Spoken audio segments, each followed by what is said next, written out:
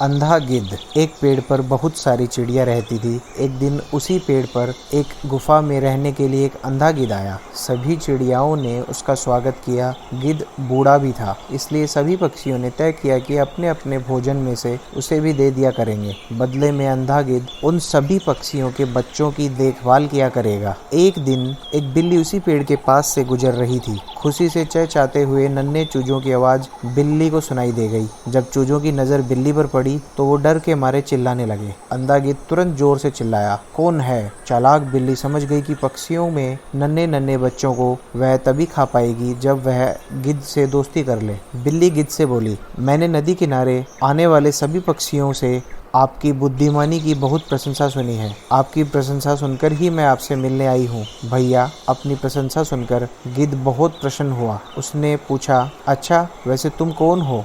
बिल्ली बोली, मैं बिल्ली हूँ। गिद्ध यह सुनकर जोर से चिल्लाया, यहाँ से तुरंत भाग जाओ वरना मैं तुम्हें खा जाऊंगा। हालांकि चालाक बिल्ली ने एक और चाल सोची। मैं नदी के पार रहती हूँ, मैं मांस भी नहीं खाती हूँ, मैं आपको हर दिन नदी में स्नान कराने ले जाया करूँगी। वह बोली, और वैसे भी मुझे नहीं लगता कि आप इतने समझदार होकर भी अपने एक मेहमान को खाओगे। बूढ़े गिद्ध ने जवाब दिया, मैं तुम्हारा भरोसा कैसे करूं? तुम तो पक्षियों को खा जाती हो। अरे नहीं भैया, बिल्ली बोली, जो दूसरों को मारता है उनको तो भगवान दंड देते हैं। जब जंगल में इतने स्वादिष्ट फल फूल मौजूद हैं तो मैं अपना पेट भरने के लिए किसी को क्यों मारूंगी? गिद्ध उसकी बातों में आ गया और उसने पेड़ की उसी गुफा में उसे अपने साथ रहने की अनुमति दे दी। अब बिल्ली हर दिन एक चूजे को खा जाती और अंधे गिद्ध को पता तक नहीं चलता। जल्दी ही पक्षियों को महसूस हुआ कि उनके कुछ बच्चे कम हो रहे हैं। उन्होंने अपने बच्चों की तलाश करना शुरू कर दिया। जैसे ही बिल्ली को यह बात पता चली, वह पेड़ से निकलकर जंगल में भाग गई।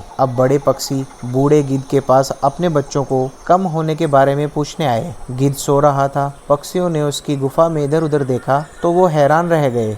वहां पर हड्डियों का ढेर लगा था। बिल्ली पक्षियों के बच्चों को खा जाती थी और उनकी हड्डियां गिद्ध के खौफ में छोड़ देती थी।